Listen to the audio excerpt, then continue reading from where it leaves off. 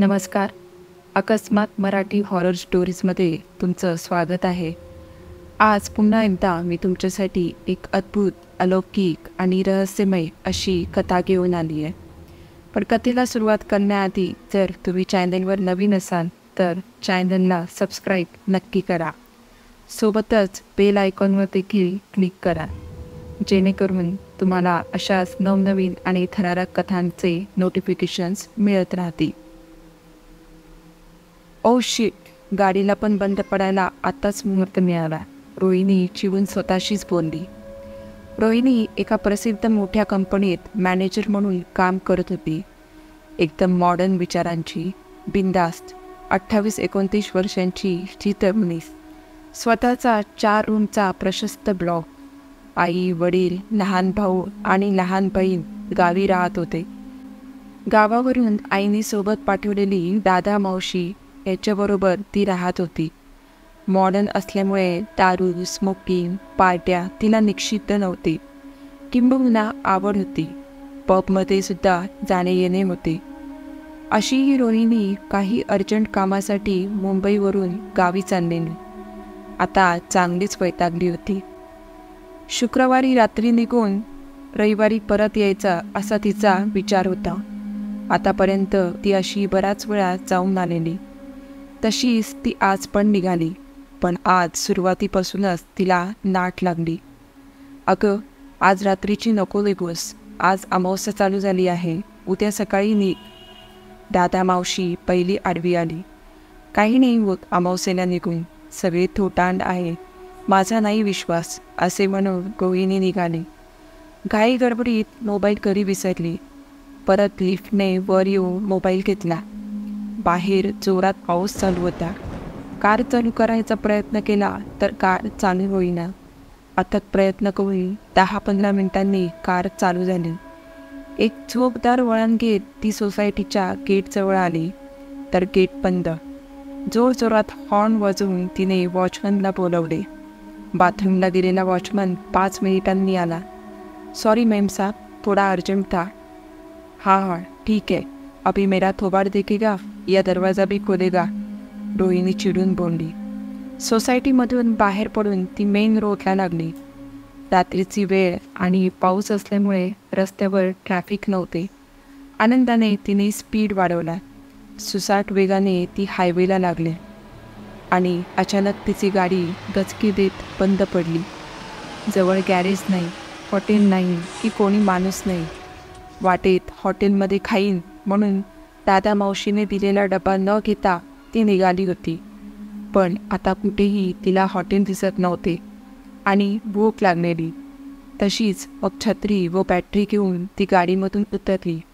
मुसळधार पावसात ती थोडी चालत राहिली, कोणी कुठे दिसते का ते पाहण्यासाठी. थोड्या अंतरावर तिला उजेड दिसला. चला, काहीतरी मदत मिळेल म्हणून ती जरा वेगाने त्या दिशेला जाऊ लागली. मुसळधार पाऊस आणि सोसाट्याचा वारा अशात तिची मुंबईची नाजूक छत्री थोडीच टिकाव धरणार होती. एका जोरदार वाऱ्याने ती उलटी पलटी झाली. आता तिला त्या छत्रीचा काहीच उपयोग नव्हता. चिडून तिने छत्री टाकून दिली आणि त्या दिव्याच्या दिशेने झपाझप चालू लागली. एका वडाच्या झाडाच्या पारंब्या चित्रविचित्र आकारात लोंबत होत्या. त्या पारंब्याच्या तयार झालेल्या आकृत्या मनात भय निर्माण करत होत्या.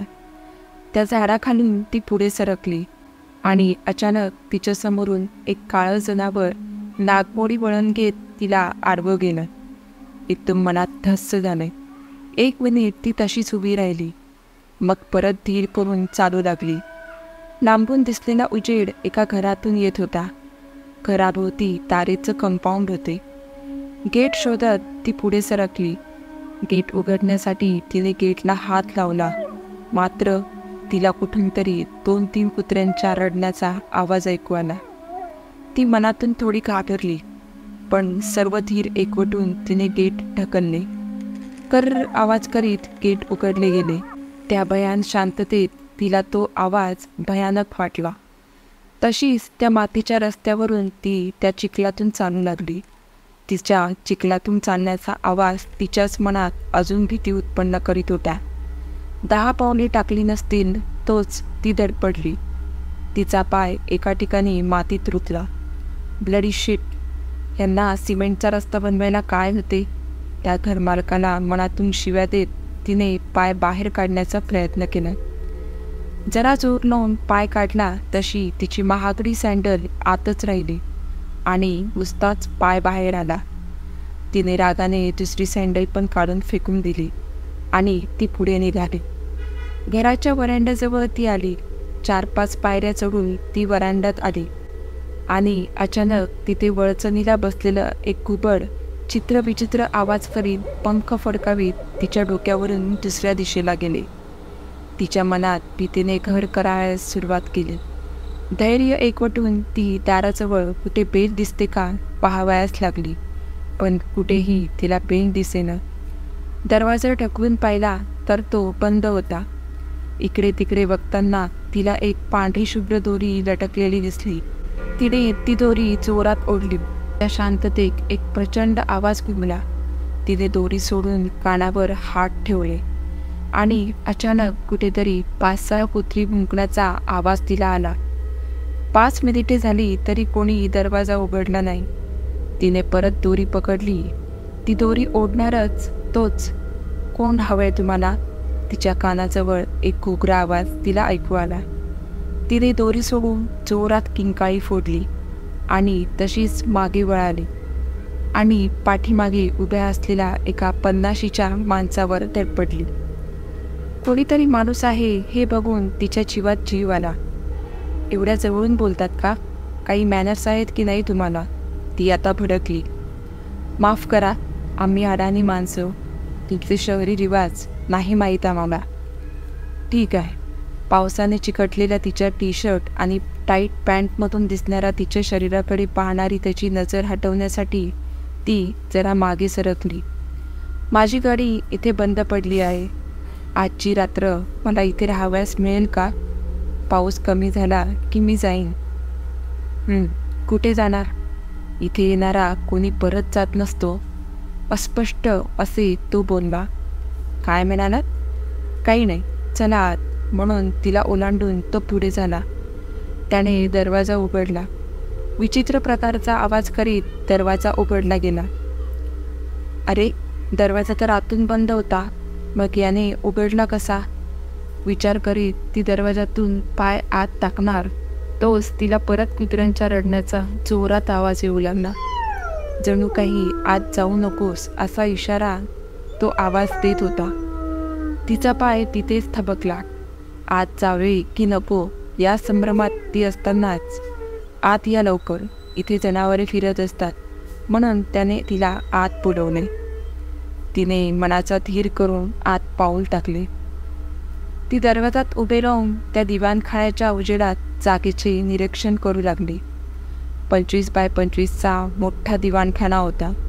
कलाकुसर असलेल्या खुर्च्या, मनमोहक झुंबरे, कोपऱ्यात पेंडा भरलेले प्राणी, मोठ्या लाकडी फ्रेमच्या खिडक्या, त्यावर पडदे आणि नागमोडी वळणं घेत लाल रंगाच्या गालिच्याने भरलेल्या वर जाणाऱ्या पायऱ्या खूपच सुंदर होते. हा माणूस अचानक गायब कुठे झाला असा ती विचार करत असतानाच, तिकडे बाथरूम आहे, गरम पाण्याने हातपाय धुवून घ्या, मी जेवण करायला घेतो, असा परत कानाजवळ तोच घुगरा आवाज आला. आता तिने किंकाळी नाही फोडली, पण दचकली मात्र. हा माणूस जातो कुठून आणि येतो कुठून तिला काहीच समजत नव्हते. तुम्ही असे पाठीमागून येऊन बोलू नका, ती जरा रागानेच बोलली. माफ करा बाईसाहेब. ती बाथरूमकडे जाण्यासाठी वळली. टॉवेल आहे ना? तिने पाठीमागे वळत विचारले. तर परत हा गायब. अरे, कुठे नाहीसा झाला? तिच्या मनात भीतीने थोडे घर गेले होते. ती मग तशीच बाथरूममध्ये शिरली. मुंबईच्या एका स्वयंपाकघर एवढे बाथरूम होते, सर्व सोयींनी सुसज्ज. तिने एक नळ चालू केला. तो थंड पाण्याचा होता. मग दुसरा, मग तिसरा असे करत 5वा नळ गरम पाण्याचा होता. मग तिने गरम पाण्याने हातपाय धुतले. टॉवेलने हात पुसत ती बाहेर आली. सोफ्यावर डोळे मिटून बसली. मात्र कपडे बदलून घ्या, नाहीतर सर्दी ताप येईल. असा आवाज ऐकून डचकून तिने डोळे उघडून पाहिले तर एक हँडसम तरुण हातात एक जीन्स आणि टॉप घेऊन उभा होता. हा अचानक आपल्या समोर कसा, असा विचार करीत थँक्स म्हणून तिने तो ड्रेस हातात घेतला आणि ती एकदम दचकली. सेम तिच्या ड्रेससारखाच तो ड्रेस होता. हा ड्रेस? रोहिणीने चाचरत विचारले. तुमचाच आहे, शेजारून आवाज आला. तशी ती अजूनच दचकली. एक 45-46ची सुस्वरूप दिसणारी बाई शेजारच्या खुर्चीतून बोलली. अरे, मगाशी इथे ती नव्हती आणि अशी अचानक इथे कशी आली? मगाशीच गाडीमधून काढून आणला. तुमची गाडी समोरच उभी होती, दरवाजा उघडा होता. मग पाठच्या सीटवरील तुमची बॅग काढली आणि हा ड्रेस घेऊन आले. तिने खिडकीजवळ जाऊन पाहिले तर खरंच तिची गाडी गेटसमोर उभी होती. ती विचार करायला लागली. मगाशी गाडी बंद पडली तिथपासून बऱ्याच लांब चालत आले तेव्हा हा बंगला दिसला.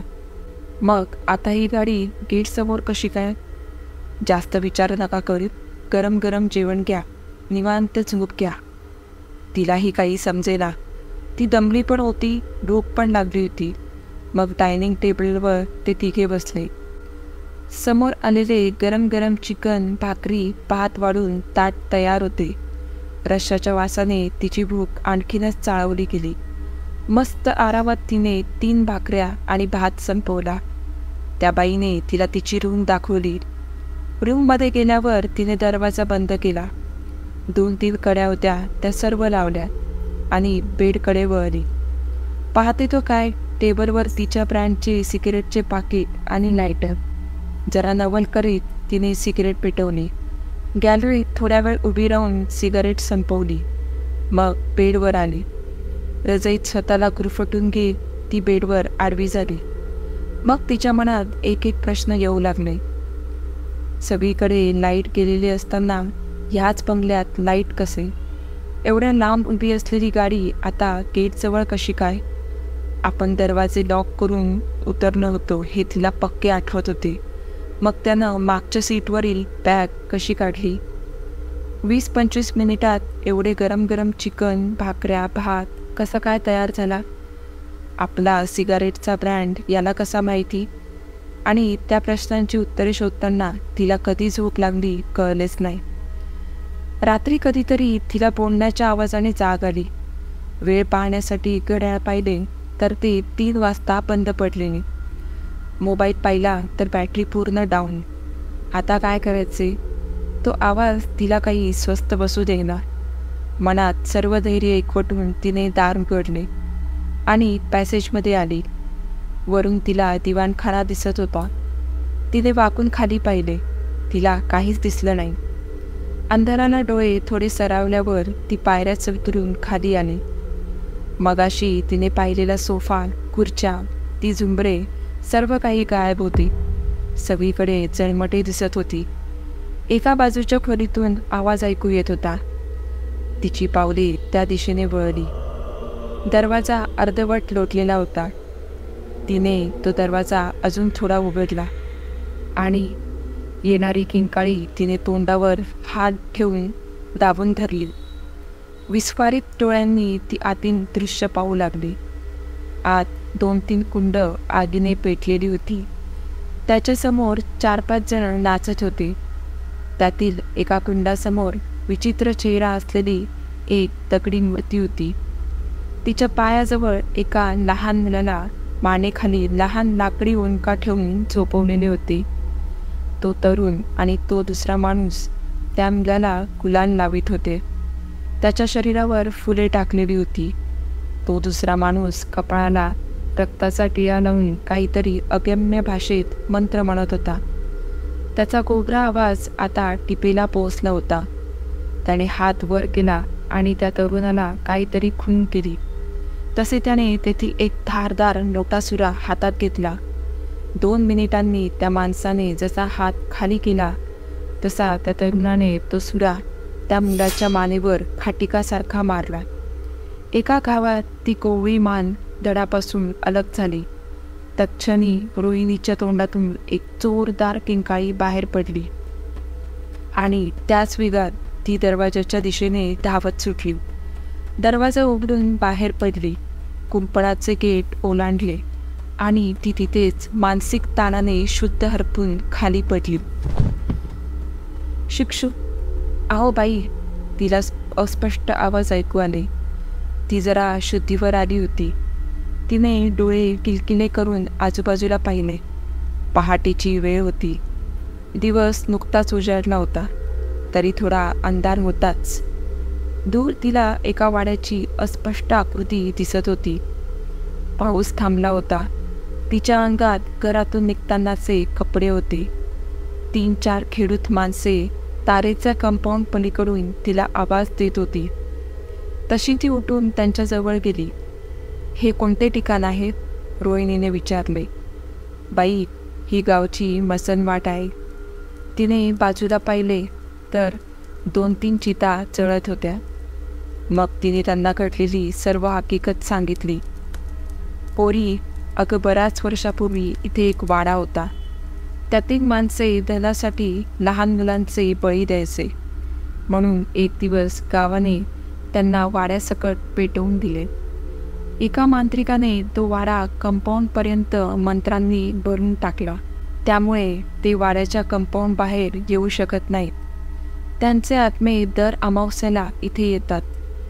जर का चुकून कोणी त्यांच्या कंपाऊंडच्या हद्दीत आला तर त्याचा बळी घेतात.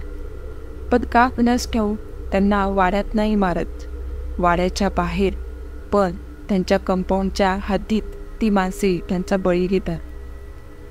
चला, समोर बैलगाडी आहे, तुम्ही बैलगाडीत बसून घ्या. पण माझी गाडी? अहो, पहिल्यांदा गावात जा, मग आमचा हानम्या मेकॅनिकला देतो की तुमच्याबरोबर गाडी रिपेअर करायला. चला या, इकडे या. तिने पाहिले.